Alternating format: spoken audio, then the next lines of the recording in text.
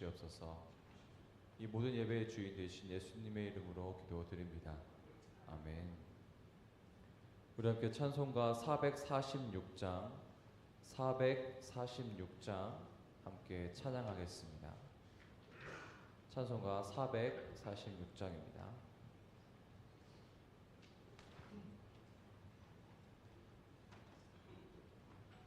주 음성 외에는 참 기쁨 없도다.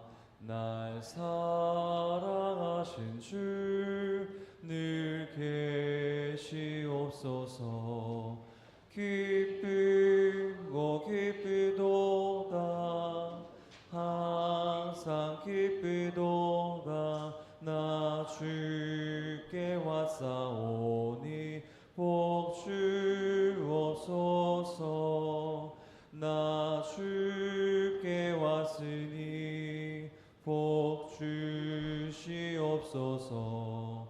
주 함께 계시면 근치험이 그네. 기쁘고 기쁘도다. 항상 기쁘도다. 나 주께 왔사오니 복 주옵소서.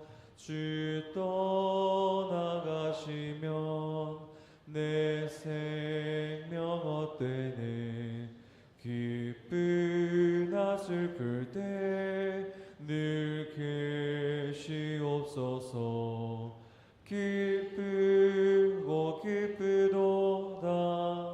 항상 기쁘도다. 나 주께 왔사오니 복 주옵소서.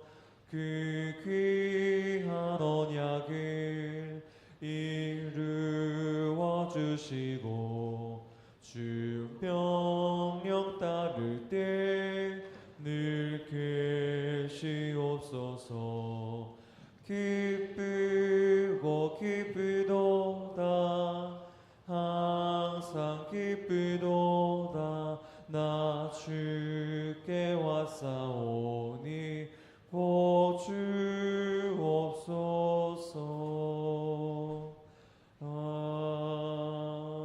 아멘. 찬송가 438장 반주와 함께 찬양하겠습니다.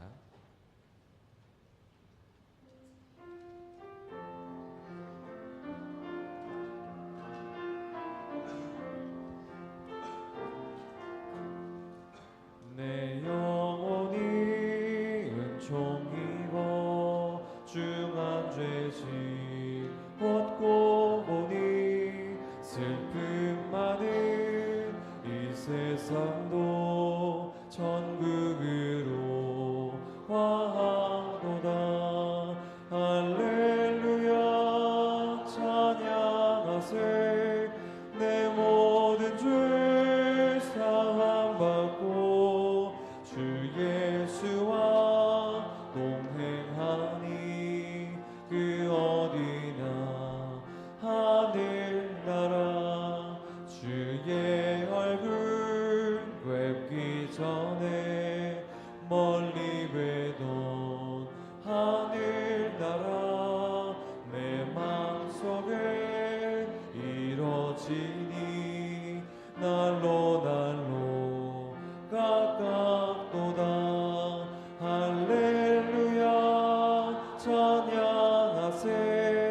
내 모든 죄 사함받고 주 예수와 동행하니 그 어디나 하늘나라.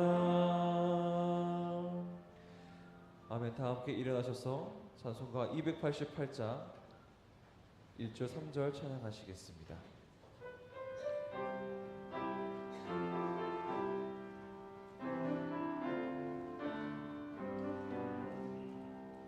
예수를 나의 구주 삼고 성령과 피로써 거듭나니 이 세상에서 내 영혼이 하늘의 영광 누리도다. 이것이 나의 간증이요 이것이 나의 찬송일세. 나 사는 동안 끊임없이 구주를 찬송하리로다. 주 안에 기쁨 누림으로 마음의 풍랑이 잔잔하니 세상과 나는 간 곳 없고 구속한 주만 보이도다. 이것이 나의 간증이요 이것이 나의 찬송일세. 나 사는 동안 끊임없이 구주를 찬송하리로다.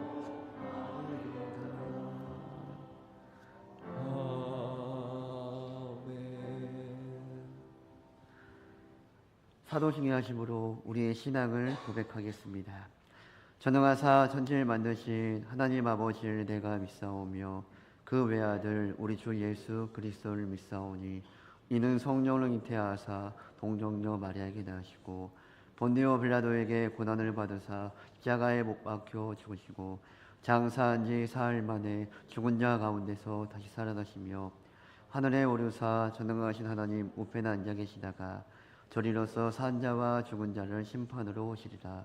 성령을 믿사오며 거룩한 공예와 성도가 서로 교통하는 것과 죄를 사하여 주시는 것과 몸이 다시 사는 것과 영원히 사는 것을 믿사옵나이다. 아멘. 찬송가 258장 부르시겠습니다.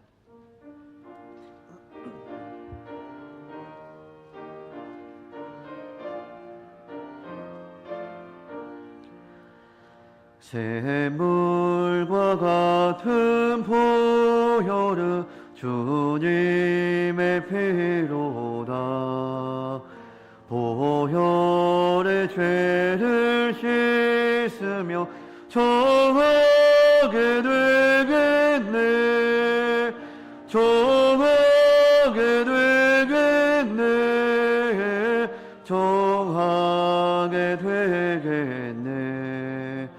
보혈의 죄를 씻으며 정하게 되겠네. 저도 저 회개하고서 보혈에 씻었네. 저도 저 같은 이 몸도 죄 씻기 원하네. 죄 씻기 원하네. 죄 씻기 원하네. 저도 저 같은 이 몸도 죄 씻기 원하네. 죄속함 받은 백성은 영생을 얻겠네. 샘솟 뜻하는 피곤새 한없이 크도다. 한없이 크도다. 한없이 크도다. 샘솟 뜻하는 피곤새 한없이 크도다. 날 정케 하신 피보니 그 사랑 한없네. 살 동안 받는 사랑을 늘 찬송하겠네. 늘 찬송하겠네. 늘 찬송하겠네. 살 동안 받는 사랑을 늘 찬송하겠네. 이후에 천국 올라가 더 좋은 노래로 날 구속하시는 은혜를 늘 찬송하겠네. 늘 찬송하겠네. 늘 찬송하겠네. 날 구속하시는 은혜를 늘 찬송하겠네.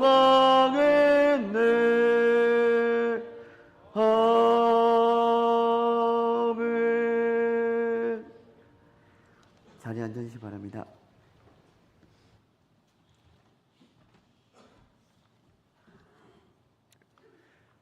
사랑과 은혜가 풍성하시고 모든 환난을 명쾌하여 주시며 우리 조국과 교회와 가정을 지금부터 영원까지 지켜주시는 하나님 아버지, 4월의 마지막 주일을 주님 전에 불러 모아 예배하게 하시니 감사와 찬양과 영광을 올려드립니다.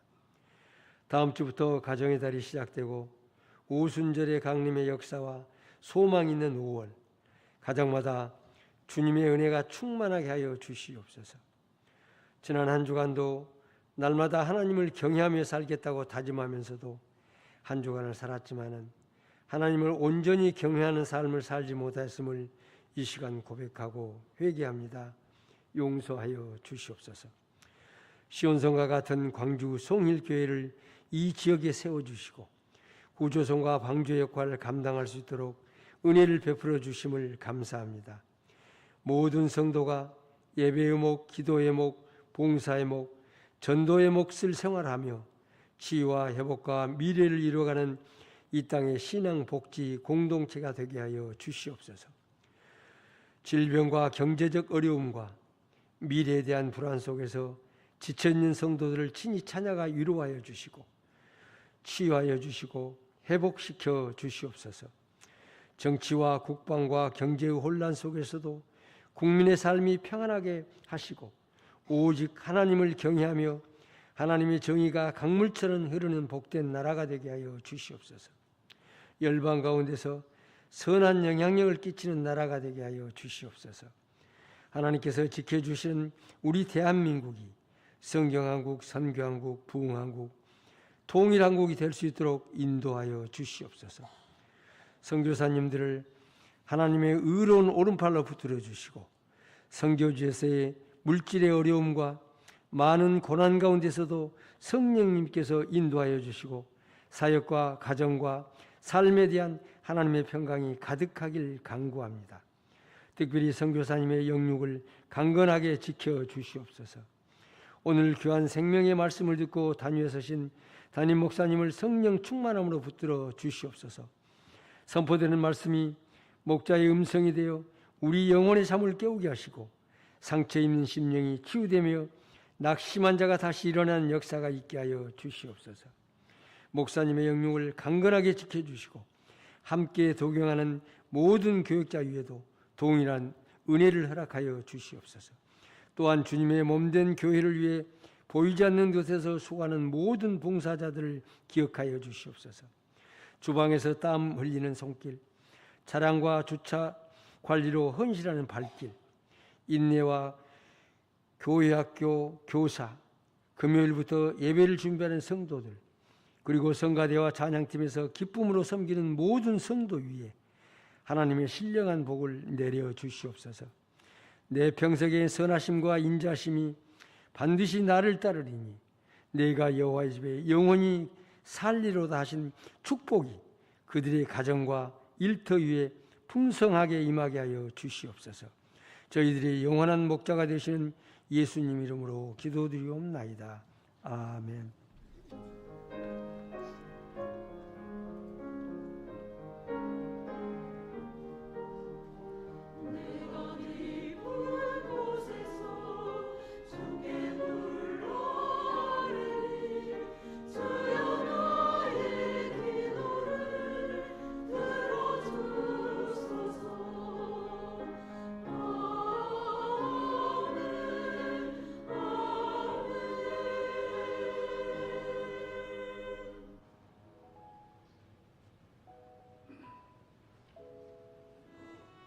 교회 소식을 알려드립니다.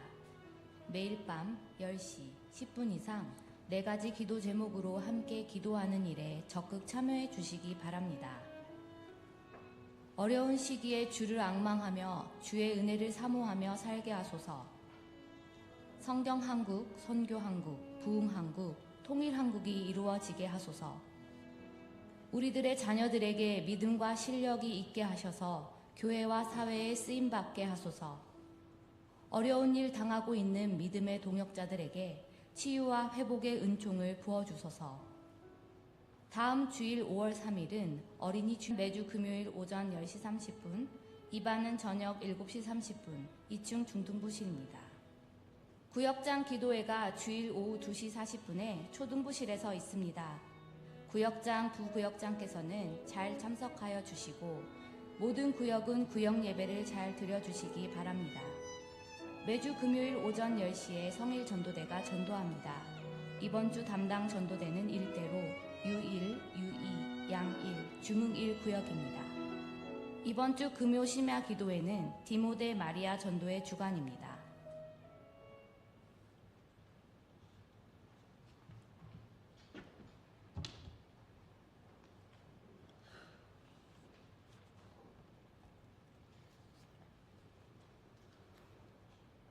오늘 은혜 받으실 하나님 말씀은 여호수아 12장 1절부터 6절 말씀입니다. 여호수아 12장 1절부터 6절 말씀입니다.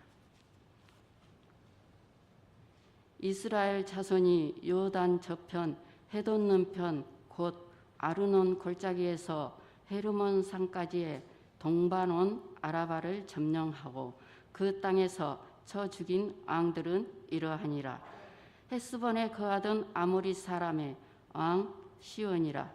그 다스리던 땅은 아르논 골짜기 가에 있는 아로엘에서부터 골짜기 가운데 성읍과 길르앗 절반 곧 암몬 자손의 지경 야복강까지면 또 동방 아라바 긴 네룻 바다까지면 또 동방 아라바의 바다 곧 염해의 벤여시못으로 통한 길까지와 남편으로 비스가 살로까지면 또 느바의 남은 족속으로서 아스다롯과 에드레이에 거하던 바산 왕 옥이라.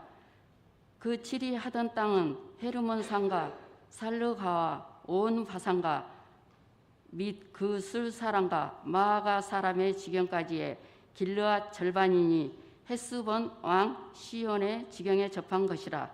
여호와의 종 모세와 이스라엘 자손이 그들을 치고 여호와의 종 모세가 그 땅을 우르벤 사람과 갓 사람과 므낫세 반 지파에게 기업으로 주었더라.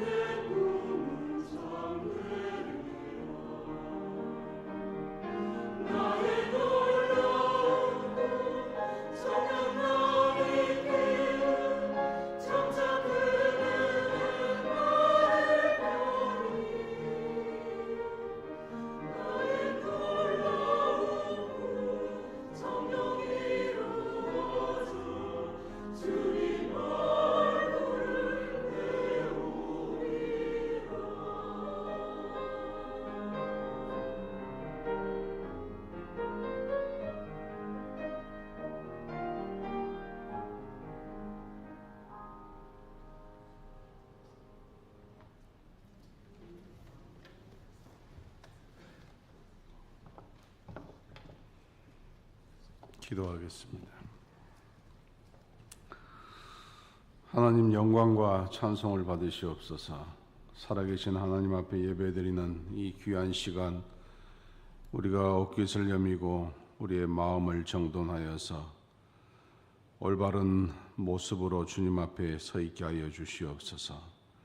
하나님께서 우리의 심령을 들여다보고 계십니다. 모두가 하나님을 기쁘시게 하는 마음으로 준비가 되어서 이 예배를 통하여 살아계신 하나님을 만나고 또한 이 예배 후에 이 예배처럼 살 수 있는 저희들이 되도록 인도하여 주시옵소서. 하나님, 우리 성도들의 가정을 지키시고 또 이렇게 날마다 어렵고 힘든 시간들이 많이 있습니다. 그때마다 우리를 지키시고 우리가 무슨 선택을 하며 우리가 어느 길로 가야 되는가를 가르쳐 주시옵소서. 그래서 늘 하나님께서 기뻐하시는 그런 삶이 되게 하시고 우리의 마음에 성령 충만한 마음으로 우리의 삶이 거룩하신 주님이 원하시는 그 길을 가는 그런 주의 종들이 되게 허락하여 주시옵소서.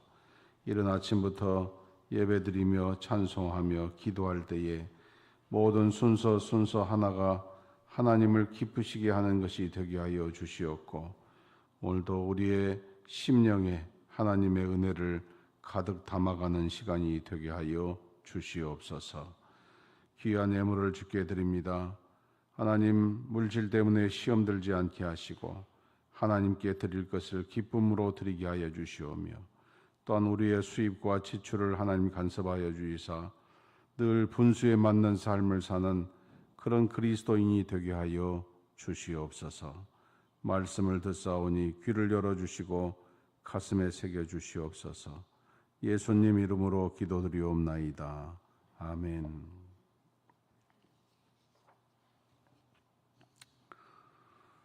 오늘 이 여호수아 12장은 이제 전체를 다 봐야 되는데 6절까지만 읽었습니다. 그래서 1절에서 6절까지는 요단 동편에서 거둔 승리에 대하여서 쓰여 있고 또 7절에서 24절까지는 요단 서편에서 거둔 승리를 기록하고 있습니다. 들여다보시면 알겠지만 그 목록이 매우 구체적이고 또 우리가 지금 알 수 있는 도시들 또는 알 수 없는 도시들이 쭉 기록되어 있습니다. 그렇다면 우리가 생각해야 될 것은 오늘날 우리가 살고 있는 이 시점에서 이미 오래전에 지나가 버렸고 지금은 이름조차도 모르는 도시가 상당히 많은데 왜 하나님의 말씀은 이렇게 긴 내용을 우리에게 적어서 말씀하고 계시는가 하는 것입니다. 그래서 우리가 이 말씀을 통하여서 어떤 하나님의 음성을 들을 수가 있을까라고 생각하며 이 말씀을 봐야 됩니다. 첫 번째는 이 정복 전쟁이 분명한 원칙이 있었다는 것입니다. 원칙이 있는 그런 전쟁이었다. 여기 7절 말씀, 여호수아와 이스라엘 자손이 요단 이편 곧 서쪽 레바논 골짜기에 바알갓에서부터 세일로 올라가는 곳 한락산까지 쳐서 멸한 그 땅의 왕들은 이러하니, 이렇게 이 말씀은 요단 서편 쪽입니다. 그러니까 가나안 땅을 말하는 것이죠. 성공한 기업들의 특징을 연구해 보면 그 기업을 성공하게 하는 기업의 경영 원칙이 있습니다. 그래서 모든 기업들은 기업의 가치, 기업의 원칙을 세워놓고 일을 하지요. 소비자들로부터 존경받는 기업 중에 P&G라는 그런 기업이 있습니다. P&G 그러면 여러분 잘 모르시죠? 그러지만 페브리지, 아이보리, 이런 비누 이런 것을 만드는 그런 회사입니다. P&G에는 이러한 원칙이 있습니다. 소비자에게 한번 신뢰를 잃은 기업은 회복하기 어렵다. 이게 그 기업의 경영 원칙입니다. 세계적으로 불경기가 불어닥칠 때에 한동안 P&G 제품에 문제가 있다 이런 보도가 있었습니다. 그런데 이때 회사의 지도자들은 모여서 어떻게 이 난관을 헤쳐나갈 것인가? 다들 하는 말이 원칙대로 하자. 혼란스럽고 어려울 때일수록 원칙대로 하자. 그래서 그들이 세웠던 원칙대로 하기 위하여서 문제가 있었던 모든 물품을 전 세계적으로 흐트러져 있는데 그 모든 물건들을 리콜 조치를 취했습니다. 경영자들이 하는 생각은 이익이 문제가 아니라 신뢰가 문제다. 이렇게 생각했던 것이죠. 그런데 이런 문제가 한 번만 있는 것이 아니라 종종 제품에 문제가 있다라는 것이 밝혀지면서 그때마다 모든 물건을 리콜 조치를 했었는데 많은 경제 전문가들이 하는 말은 이러다가 회사가 망하겠구나. 주변 사람들은 이렇게 말을 했지만 결과는 의외로 반대의 결과가 있었습니다. 오히려 판매가 늘어나기 시작했습니다. 힘들지만 또는 망하는 한이 있더라도 나쁜 물건은 절대로 만들지 않는다는 이런 사실을 소비자들이 확인을 하고 그 기업의 물건은 언제든지 마음 놓고 살 수 있고 쓸 수 있는 물건이다. 이렇게 인식이 되면서 그 불황을 극복했다는 것입니다. 기업만이 아니라 성공하는 개인들도 마찬가지입니다. 좋은 원칙들이 있습니다. 그리고 남들이 볼 때 공감이 가고 그 사람을 신뢰하도록 하는 원칙이 있습니다. 가령 나는 누가 뭐라고 해도 꼭 약속은 지킵니다. 또는 나는 뭐라고 해도 정직함을 생명으로 여깁니다. 나는 부지런함이 좌우명입니다. 이런 원칙을 세우면서 그 원칙대로 살고자 하는 사람은 당연히 신뢰가 가지 않겠습니까? 반면에 작년에는 원칙 삼아서 일하고 올해는 원칙이 비껴져 나서 다른 말을 하고 여기서는 이런 말 했다가 집에 가서는 아내에게 무슨 말을 듣고 와서 또 말을 바꿔버리고 금방 좋다고 말해놓고 자기 아들이 와서 이렇게 말하니까 또 말을 뒤바꿔버리고 이랬다 저랬다. 이것은 원칙이 아닙니다. 여러분, 하나님은 우리에게 자신을 어떻게 소개하셨습니까? 야고보서 1장 17절 말씀, 온갖 좋은 은사와 온갖 온전한 선물이 다 위로부터 빛들의 아버지께로부터 내려오나니 그는 변함도 없으시고 회전하는 그림자도 없으시니라. 아멘. 왜 이 말씀이 있습니까? 하나님은 빛이시기 때문에 그림자가 없다. 다시 말하면 하나님은 원칙이시다. 이런 뜻입니다.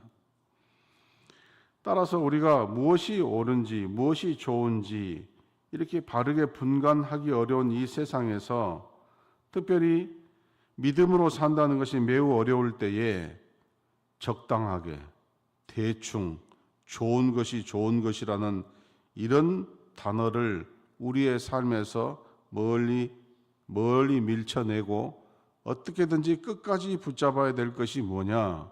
하나님의 말씀대로의 원칙이다. 이것이 매우 중요하다고 생각합니다. 그동안 7년간 정복 전쟁을 했습니다. 또한 이 7년 동안 정복 전쟁을 하고 31명의 왕을 상대했습니다. 이런 여호수아와 이스라엘 백성들에게는 중요한 7년간의 삶의 기준이 되는 것이 있는데 바로 원칙대로 했다는 것이에요. 광야에서 가나안 땅으로 들어왔고 가나안 땅 들어와서 31명의 왕들을 상대하는데 7년이 걸렸습니다. 이런 사람들을 어떻게 대해야 되는가? 어떤 방법으로 최선을 다해야 되는가? 아무것도 모르는 새로운 땅에 들어와서 이런 사람들을 상대해야 되는 것이 몹시 두렵고 혼란스러웠을 것입니다. 이럴 때 이스라엘 백성들에게 한 가지 원칙이 있었습니다. 다시 말하면 모세가 전해준 율법대로, 이것이 저들의 원칙이었습니다. 누가 뭐라고 해도 율법대로 한다 하는 겁니다. 율법대로 한다. 그럼 율법대로 한다는 것은 무엇을 말하는가? 여러분, 율법이라는 것이 무엇입니까? 사전적 정의를 보면 하나님의 거룩한 성품과 뜻이 인간의 삶에 대해 요구하시는 지시, 교훈, 법령, 계명, 법, 관습이며 하나님이 인간에게 순종을 요구하시는 기준이다. 이게 사전적 정의입니다. 모세의 율법이라는 것은 뭐냐? 모세가 하나님께 받은 것, 다시 말하면 하나님께서 모세를 통하여 이스라엘에게 요구하시는 지시, 교훈, 법령, 계명, 법, 관습을 말하는 것입니다. 그래서 율법대로 이것이 원칙이다. 이 말은 율법을 지키는 행위, 율법을 따르는 것을 말하는 것이죠. 가나안 정복 전쟁을 이끈 이스라엘의 원칙이 뭐냐? 그것은 율법대로였다는 것이에요. 어떻게든지 하나님께서 요구하시고 명령하시는 것에 대한 것은 순종하는 것, 이것이 바로 율법대로라는 거예요. 만약 지키지 못했을 경우에는 즉시 회개하고 다시 돌아서서 순종하는 것이고, 만약 하나님의 요구대로 율법대로 순종을 해서 승리를 얻었을 경우에 그 승리의 영광을 하나님께 돌려드리고 그 승리에 감사의 삶을 사는 것, 이것이 가나안에서 승리하게 되었던 이유였다는 것입니다. 여기에서 매우 주의해야 될 사항이 있습니다. 율법대로와 율법주의는 다르다는 것입니다.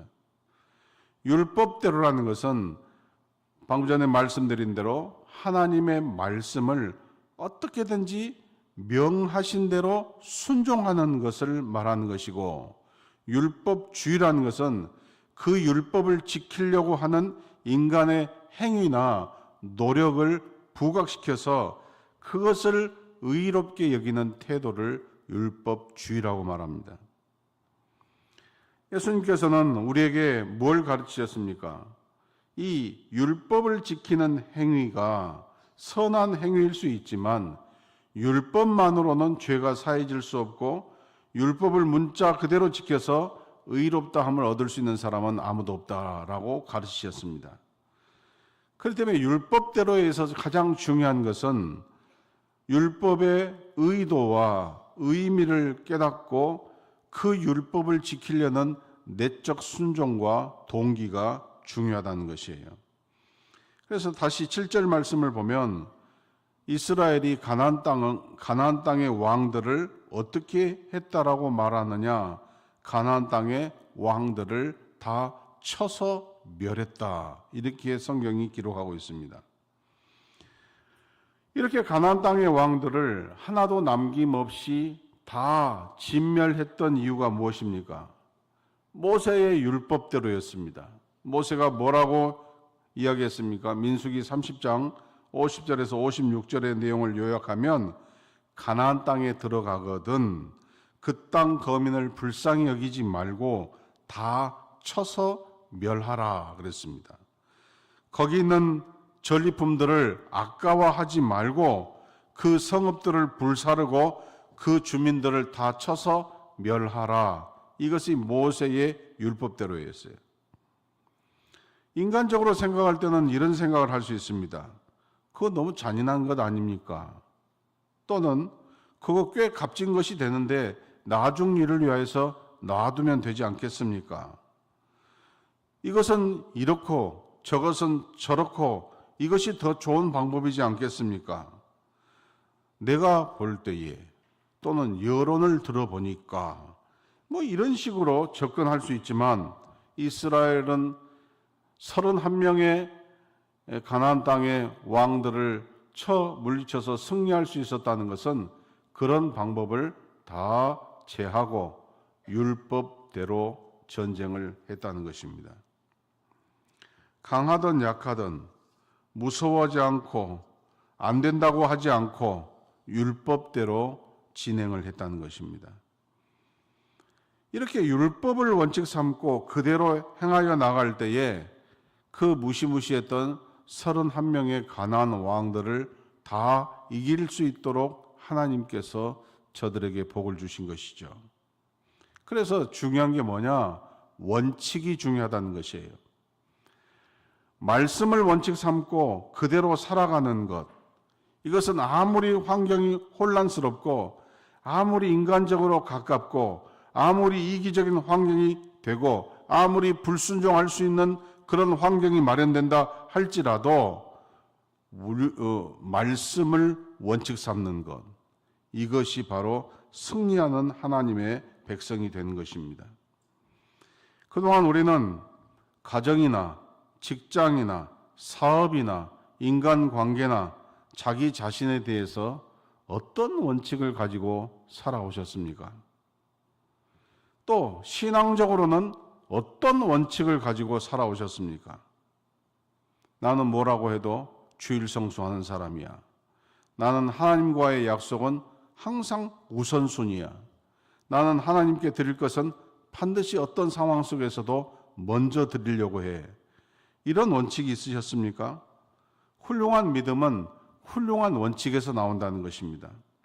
사람의 말에 왔다 갔다 하지 아니하고 환경에 따라 왔다 갔다 하지 아니하고 50년을 믿던 60년을 믿던 한결같이 새로움으로 하나님 앞에 서 있는 것, 그 이유는 딱 하나밖에 없습니다. 그건 바로 원칙대로입니다. 반면에 짧은 신앙생활을 하면서도 사건 하나하나에 요동하고 흔들리는 사람이 있다면 이런 신앙의 변덕이 온 이유는 무엇입니까? 원칙이 없기 때문에 그렇습니다.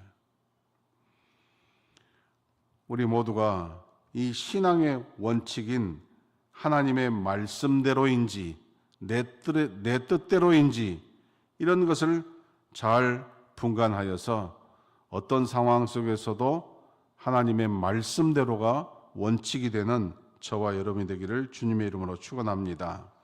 두 번째는 성실과 열심과 열정, 그리고 또 하나 이것이 있습니다. 여기 22절에서 24절 말씀을 보면 하나는 게데스 왕이요 하나는 갈멜의 용람 왕이요 하나는 돌의 높은 곳에 있는 돌 왕이요 하나는 길갈의 고임 왕이요 하나는 디르사 왕이라 모두 31왕이라 이렇게 말씀이 기록되어 있습니다. 여러분 달인이란 말씀을 많이 들어보셨죠? 특정 분야에서 오랜 경험과 노력을 통하여서 남들보다 뛰어난 실력이나 기술을 가지고 있는 사람을 달인이다 이렇게 표현을 합니다. 텔레비에서 생활의 달인이라는 것 한번 다들 보셨을 거예요. 그분들 보면은 던지면 던지는 대로 일이 되고 또 눈을 감아도 일이 되고 눈을 떠도 일이 되고 아무튼 그 달인이 하는 것을 보면 손을 대기만 하면 다 물건이 만들어지고 일이 되는 것을 보게 됩니다. 그런 달인 옆에 있으면 옆에 사람들도 일이 재밌고 일이 잘 될 것 같지요. 그런데 텔레비 방영하는 거 옆에 보면 옆에 있는 사람은 달인이 10개, 20개 만들어도 기껏 하나 만들어내는 것 보게 되죠. 그러면서 뭐 그렇게 썩 즐거워하지를 않아요. 옆에 있는 사람은. 똑같은 일을 하는데도 누군가는 달인이 되고 누군가는 어거지로 일을 하는 것 같은 이런 차이가 나는 이유가 무엇일까요? 달인이 된다는 것은 하루아침에 이루어진 달인은 아무도 없습니다. 수년 또는 수십 년을 성실과 또 열정과 열심이 있는 가운데에 그런 일을 숙달하게 되는 것이죠. 믿음 생활에도 성실과 열심과 열정이 있다면은 이것이 누구에게 복이 되겠습니까? 그것은 곧 자기 자신에게 복이 되는 것이겠죠. 우리도 지난 세월 동안에 우리의 믿음 생활을 한번 돌아보면서 성실하게, 열심으로, 열정적으로 해왔을까? 눈물의 시간이나 한숨의 시간이 있었을 때에도 이 믿음을 여전히 성실하게, 열심으로, 열정적으로 붙들어 왔을까? 한번 돌아보시기 바랍니다. 우리가 한 가지 묻고 싶은 것은 꼭 성실했고, 꼭 열심히 있었고, 꼭 열정적이었는가? 항상 그랬는가? 성실함이 변덕을 부리고 열심히 게으름을 피우고 열정이 냉방이 되지는 않았는가? 이랬다 저랬다 들쭉날쭉 이럴 때가 많지 않았는가? 근데 여러분, 이런 변덕이 언제 제일 많이 오는 것 같습니까? 제가 목회를 하면서 가만히 지켜보면 뭐 되게 두 가지인 것 같아요. 하나는 감정적인 문제, 하나는 물질적인 문제. 이 두 가지가 제일 큰 장애물인 것 같아요. 물질의 손해를 보는 것, 이것 물질의 손해를 봐가지고 물질 때문에 신앙적으로 넘어진 사람들 참 많습니다. 예수 믿는 사람은 항상 물질 문제에 대해서 맑아야 됩니다. 또 하나는 감정의 문제. 사람은 누구나 감정의 기복이 있습니다. 돈 들지 않는 말 하나 가지고 평생 원수 되는 사람들 얼마나 많습니까? 좋은 말 들으면 기분이 좋아지고 나쁜 말 들으면 기분이 나빠집니다. 기분이 좋아지면 힘든 일도 기쁨이 되고 기분이 나빠지면 할 만한 일도 기분 나쁩니다. 오늘 말씀을 보면서 생각해 보십시오. 이스라엘 백성들이 가나안 왕과 싸우는데 한두 명이 아니었습니다. 31명이나 되는 왕이었습니다. 그것도 7년 동안이었습니다. 이스라엘 백성들이 어떻게 전쟁을 했을까 한번 생각해 보십시오. 어느 날은 어떤 왕과 싸울 때에 아주 잘 되어서 기분이 좋아서 신나는 날도 있었을 것이고, 어느 날은 어떤 왕과 싸울 때 너무 기분이 나빠가지고 전쟁 나가는데 너무 힘든 전쟁을 하는 날도 있지 않았겠습니까? 그런데 이스라엘 백성들에게는 무엇이 중요합니까? 이 전쟁이 오늘 내가 기분이 좋으니까 하고 오늘 내 컨디션이 기분이 나쁘니까 전쟁을 하지 않고 그럴 수 없었다는 것이에요. 신나거나 힘들거나 쉽거나 어렵거나 변함없이 계속 순종하고 싸웠다는 것입니다. 일을 변함없이 하는 것, 이걸 성실함이라고 이야기합니다. 또 성실하게 열심히 계속하는 것, 이게 축복이지 않겠습니까? 또 성실과 열심으로 불이 꺼지지 않는 열정으로 하는 것, 이게 사명이지 않겠습니까? 이스라엘이 가나안 땅을 정복했던 이유는 분명 하나님께서 그 땅을 주시겠다고 말씀하셨습니다. 약속을 하셨어요. 이게 제일 중요한 이야기입니다. 우리 이 신앙생활을 하는데 제일 중요한 게 뭐냐? 하나님이 말씀하셨느냐는 거예요. 하나님의 약속이 어떠하냐는 거예요. 그래서 말씀대로의 신앙이에요. 특별히 우리 장로교의 특징은 두 가지예요. 성경의 권위를 인정하는 것, 또 하나는 교회 질서, 이 두 가지예요. 그래서 그것이 우리의 삶의 원칙이 되는 것이죠. 하나님의 말씀의 권위, 또 하나는 질서, 이 두 가지가 장로교에서는 아주 큰 권위를 두고 있습니다. 그렇다면 여러분은 정말 장로교 교인으로서 하나님의 말씀에 권위를 두고 있느냐 그 말이에요. 철저히 따랐고 온전히 인정했고 그것이 하나님의 말씀이 제일이라는 자부심이 있었는가? 그래서 항상 하나님의 말씀이 무엇라고 했는가? 하나님이 어떻게 약속하셨는가? 이것이 내 삶의 목표가 되고 목적이 되었는가? 방향과 의미가 되었느냐 그런 말이에요.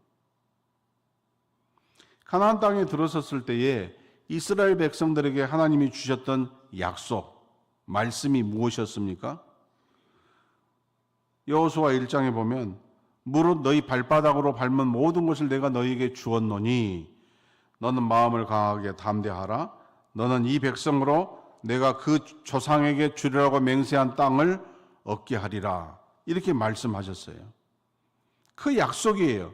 그 원칙이에요. 그 말씀대로예요. 자, 이 말씀이 곧 약속이었습니다. 그렇다면 하나님께서 말씀하시고 약속하시면서 주신다고 했으니까 이스라엘 백성들이 놀고 먹었느냐 그 말이에요. 아닙니다. 어차피 하나님이 주신다고 했으니까 해도 되고 안 해도 되냐, 안 해도 된다 이런 생각으로 살았느냐는 것이에요. 아닙니다. 그렇지 않았습니다. 열심과 성실과 열정을 변함없이 가졌습니다. 우리 장로교인들에게는 심각한 병이 하나 있습니다. 뭐냐? 교리를 제대로 알지도 못하면서 적당히 아는 교리 때문에 잘못 생각하고 잘못 행동하고 잘못 신앙생활 한다는 것이에요. 그게 뭐냐? 애정론 교리 때문에 그렇습니다. 우리는 이중애정론이라 그러는데 선택과 유기, 하나님께서 택하시고 버리신 이 두 가지 애정이 있다라고 우리는 믿고 있습니다. 그 애정론 교리의 특징은 뭐냐? 구원에 관한 한 사람이 할 수 있는 것은 아무것도 없다라는 것이 애정론 교리의 핵심이에요. 구원에 대해서.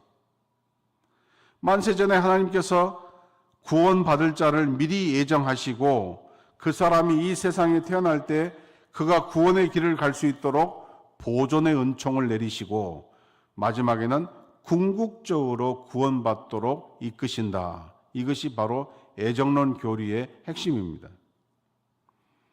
그러나 어리석은 사람들은 생각하기를 하나님이 만세전에 선택과 유기, 버림을 애정하셨다는데 뭐 그렇게 열심히 믿을 필요가 있겠는가? 다 구원받았는데 난 어차피 구원받을 것인데 이런 어리석은 반응으로 신앙생활을 하는 사람이 꽤 있습니다. 장로교 교인들 중에. 아닙니다. 그런 의미의 교리가 절대 아닙니다. 이 애정론의 교리는 구원의 영역에서 인간의 자만심이 들어있는 그 여지를 빼는 것이에요. 그래서 하나님의 절대 주권을 인정하는 것이에요. 그런 교리인데 교리로서 먼저 배워버려가지고 성숙한 신앙인이 하나님의 은혜에서 감격하며 고백할 내용을 교리로 먼저 배워버려가지고 잘못된 길을 가고 잘못된 생각으로 신앙생활하는 사람들이 많다 그 말이에요. 그래서 최고의 성숙에 있는 성도가 고백하는 것이 뭐냐? 나 같은 사람을 하나님이 미리서 택하셨구나. 하나님의 은혜가 아니면 내가 이 길을 갈 수 없구나. 결국 하나님이 나를 하나님의 나라까지 인도하실 거야. 이 고백을 하는 것이 바로 장로교인들의 고백이에요. 그것이 애종론 고백인 것이에요. 7년을 31명의 이방 왕들을 상대하여서 전쟁을 치르는 그들이 늘 한결같았겠습니까? 그들도 우리와 같은 성정을 가진 사람인데 하기 싫고 권태스럽고 오늘 전쟁 중에 누군가의 뒤통수가 보기가 싫고 7년 전쟁을 해야만 하는 자기 자신이 싫고 요단 건너편 동쪽에 있는 가족들이 너무 보고 싶고 탈영하고 싶고 아프다고 꾀병 부려서 나가기 싫고 그런 날이 없었을까요, 여러분? 여러분 늘 예배드리고 싶고 늘 11조와 헌금을 드리고 싶고 늘 기도하고 싶고 늘 봉사하고 싶습니까? 오늘은 죽으라고 예배드리기 싫고 어떤 날은 11조나 헌금 드리는 것 자체도 싫고 교회 청소나 도시락 배달이나 주일 점심 준비하는 일이나 구역 예배 드리는 일이나 이런 거 매우 기쁘지 않고 어느 날부터 교회 누군가가 보기 싫기 시작하여서 피해 다니고 마음속에 교회 옮겨버릴까? 이런 생각이 들 때도 있고 내가 신앙생활을 하지만 내 신앙이 위선적이고 외식적이어서 이런 모습 자체가 환멸스러울 때가 없지 않았습니까? 한 몇 년 동안 샤타 내려버리고 싶을 때가 없지 않았습니까? 근데 여러분, 그렇다고 예배를 안 드릴 것입니까? 그렇다고 헌금을 안 할 것입니까? 그렇다고 봉사를 안 할 것입니까? 그렇다고 기도를 안 할 것입니까? 제가 요즘 늘 하는 말이 있어요. 예수 믿는데 그것도 없겠느냐고. 예수 믿는데 그런 갈등도 없겠냐고요. 순교하라는 것도 아니고 나가서 복음 증거하다가 죽으라는 것도 아닌데 그런 갈등도 없겠냔 말이에요.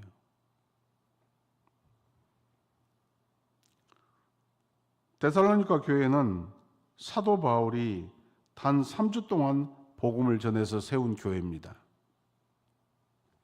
그러니까 연약한 교회였습니다. 연약한 교회가 많은 시련을 당했습니다.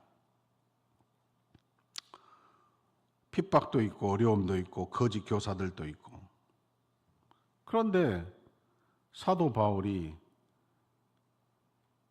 도대체 데살로니가 교회가 어떻게 됐을까 궁금했어요. 이런 소식들을 듣고. 그런데 들어본 소식이 놀라운 소식을 들었어요. 오히려 이 데살로니가 교회가 마게도니아 지역에서 본이 되는 교회가 되어가고 있다는 거예요.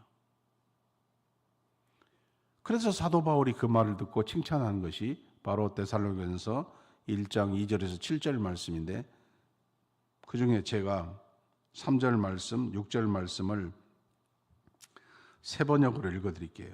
또 우리는 하나님 우리 아버지 앞에서 여러분의 믿음의 행위와 사랑의 수고와 우리 주 예수 그리스도께 둔 소망을 굳게 지키는 인내를 언제나 기억하고 있습니다.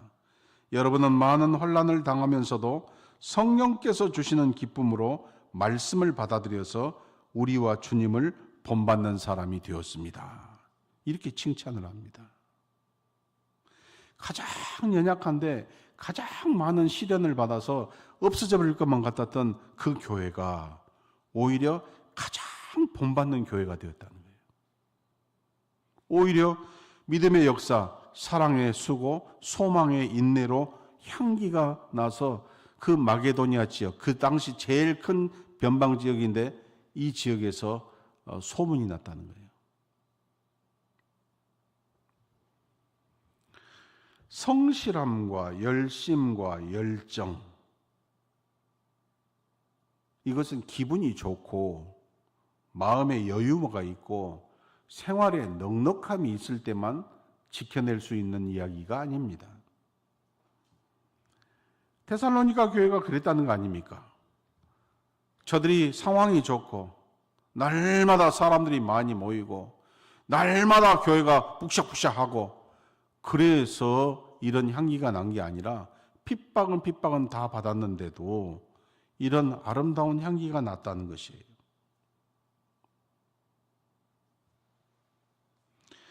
그래서 여기서 우리가 질문을 해야 될 것, 힘들면 교회는 안 나와도 직장은 가지 않습니까?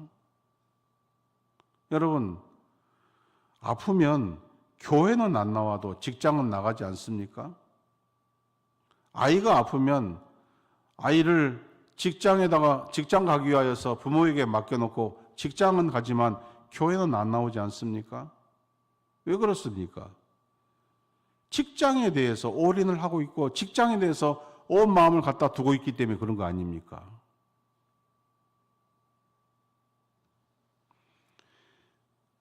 가나안 정복 전쟁을 하는 이스라엘 백성들을 보십시오. 7년 동안 했습니다. 하기 싫어도 해야 되고 또 하고 싶다고 자기 마음대로 할 수도 없는 것이 전쟁이에요. 오늘 전쟁 나가면 꼭 죽을 것만 같은 기분이 들어도 전쟁 소집령을 내리면 나가서 전쟁을 해야 됐습니다. 내 컨디션하고는 아무 상관이 없어요. 이 전날 전쟁에 죽을 뻔했어요. 근데 오늘은 좀 쉬고 싶어요. 그래도 전쟁이 시작되면 소집하면 오늘 또 나가서 싸워야 됐어요. 언제까지요? 그만하라고 나팔이 불 때까지 전쟁을 해야 됐어요. 어떻게 이 긴 싸움을 감당했을까? 매번 성실과 열심과 열정으로 감당했을까요? 제가 이 말씀을 가만히 묵상하면서 깨달은 것이 열심, 성실, 열정 이런 단어들을 묵상하면서 깨달은 것은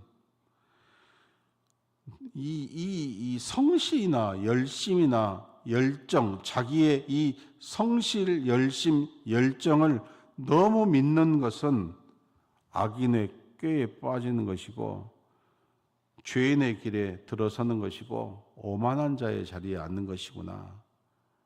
자기 의에 집착하는 것이다 라는 생각을 하게 됩니다. 자기의 그 열심, 자기의 성실, 자기의 열정을 믿는 사람은 반드시 실족하게 되어 있습니다. 이것은 곧 자기 의이기 때문에요. 그런 사람들에게는 반드시 고난과 시련을 통하여서 그 자기 의의를 하나님이 빼가 버리셔요. 뭐라고 고백하기 위해서? 저는 아닙니다. 하나님, 저는 아무것도 아닙니다. 하나님, 저는 죄인일 뿐입니다. 이 고백을 하게 하기 위하여서요. 그러면 무엇이 어떻게 구하며 살라는 것이냐? 그 고비를 넘어가는 것이 딱 하나밖에 없어요. 여호수아도 분명 성실과 열심과 열정 있는 사람이었습니다. 항상 그랬을까요? 여러분, 항상 그러시던가요? 그 사람도 힘들고 지치고 그럴 때가 있지 않았겠습니까? 근데 그 고비가 어떻게 넘어갔을까? 이 민수기 27장 18절에 보면 이런 말씀이 있어요. 여호와께서 모세에게 이르시되 눈의 아들 여호수아는 그 안에 영이 머무는 자니 너는 데려다가 그에게 안수하고 그랬어요. 여호수아에게 분명히 성실과 열심과 열정이 있었습니다. 그러나 그것을 붙잡지 않았습니다. 그에게는 성령의 기름 부으심이 씌워졌던 것이죠. 그래서 인간적으로 쓰러지고 인간적으로 지치고 인간적으로 병든 날이 있을 때에 그래도 오늘 나가서 전쟁을 치를 수 있었던 것은 성령님이 함께 하셨다. 성경은 이렇게 우리에게 소개하고 있는 것입니다. 이스라엘 백성들은 어땠을까요? 다 다른 말씀인데 같은 말씀이에요. 여호수아 1장 8, 9절 말씀에 이 율법책을 네 앞에서 떠나지 말게 하며 주야로 그것을 묵상하여 그 안에 기록된 대로 다 지켜 행하라. 그리하면 내 길이 평탄하게 될 것이며 네가 형통하리라. 내가 네게 명령한 것이 아니냐. 강하게 하고 담대하라. 두려워하지 말라. 놀라지 말라. 네가 어디로 가든지 내 하나님 여호와가 너와 함께 하느니라. 아멘. 성령님이 함께 하신다는 것, 하나님의 말씀을 붙잡는다는 것, 주께서 어디를 가든지 함께 하신다는 것, 이것이 우리의 성실과 열심과 열정을 뛰어넘게 하시는 것이에요. 분명 우리는 성실해야 돼요. 열심히 살아야 돼요. 열정을 잃어버리지 않아야 돼요.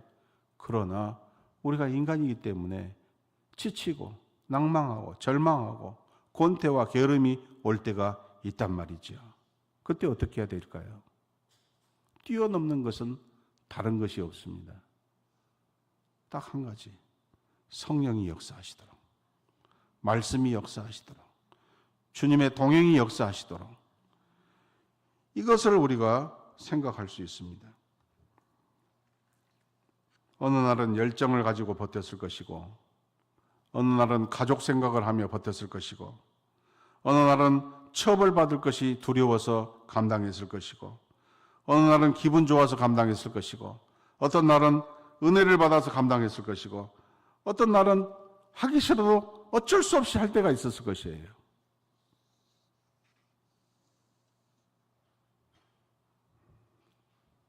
다 한계가 있어요. 우리가 하는 것은. 그런데 성령의 기름 부음의 역사, 주의 말씀의 공급, 주님이 나와 동행하신다.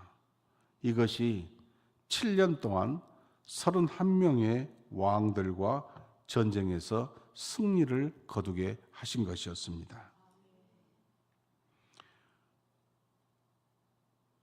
말씀을 맺습니다. 게으를 시간도 없고 불평하고 원망할 시간도 없습니다. 지금은 할 일이 많을 때입니다. 제가 잠을 좀 늦게 잡니다. 보통 12시에 12시 반에 잤다가 4시 되면 새벽기도 때문에 일어나고 그렇게 사는데, 왜 늦게 자냐? 잠자는 시간이 아까워서 늦게 자는 거예요. 뭐 그렇게 볼 것도 많고 들여다볼 것도 많고 할 것도 많은지 그렇게 넘어가는 거예요. 그렇게 시간이. 게으를 시간 없고 불평할 시간 없고 불순종할 시간이 없습니다.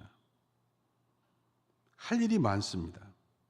그러나 오늘 말씀은 첫 번째, 원칙을 지켜야 된다.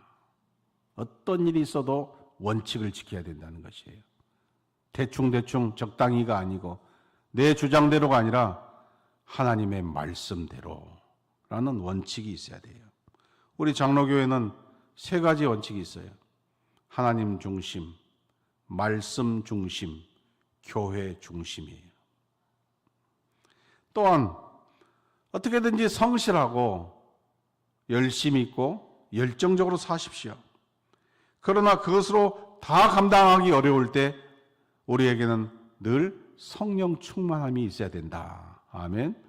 말씀으로, 성령으로 주님과 동행이 있으면 가끔 가다가 우리가 지치고 힘들고 낭망할 때에 우리는 변함없이 그 상황에서 사명을 감당할 줄로 믿습니다. 오늘 이 말씀이 함께 하시기를 주님의 이름으로 축원합니다. 기도하십시다.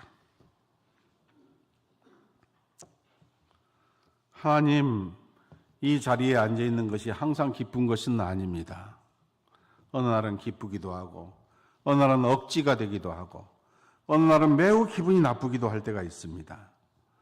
이스라엘 백성들이 7년 동안 31명의 왕을 상대할 때 날마다 기분이 좋았겠습니까? 날마다 열심히 있었겠습니까? 날마다 성실했겠습니까? 날마다 열정이 있었겠습니까? 그러나 저들은 한 가지 원칙이 있었습니다. 말씀대로라는. 때로는 내가 가지고 있는 에너지가 다 쏟아져 버려서 감정적으로 굉장히 힘들고 경제적으로 매우 힘들 때도 있습니다. 그러나 그 순간 우리는 잊어버리지 말아야 될 것은 성령 충만을 받으라는 것입니다. 늘 성령님을 사모하는 저희들 되게 하여 주시옵소서. 신앙생활은 더도 말고 덜도 말고 오로지 성령 충만하여 사는 것이 제일 행복한 신앙생활입니다. 말씀을 가까이 하고 주께서 나와 동행하심을 믿고 성령님이 동행하시고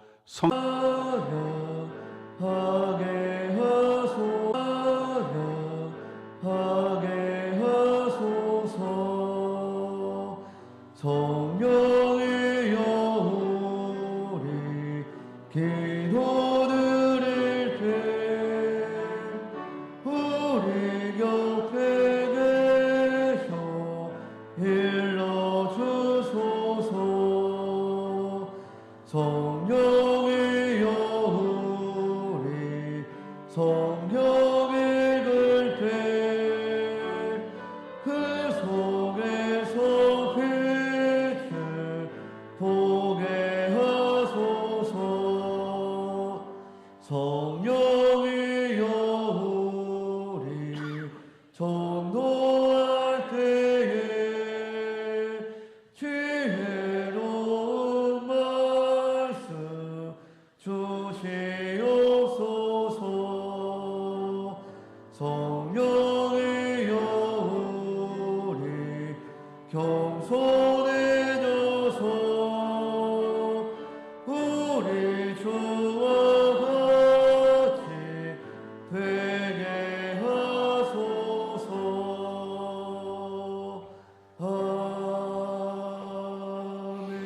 아멘. 지금은 우리 주 예수 그리스도의 은혜와 하나님 아버지의 그 크신 사랑하심과 성령님의 감동, 감화, 교통케 하심이 이른 아침 주님께로 뛰어와서 오늘도 자신을 온전히 드리며 주여 이 예배를 받아 주시옵소서라고 온 힘을 다하여 예배드리는 사랑하는 모든 성도들의 머리머리 위에와 저들의 가정과 생업과 자녀들 위해 이제로부터 영원토록 함께 계실지어다. 아멘.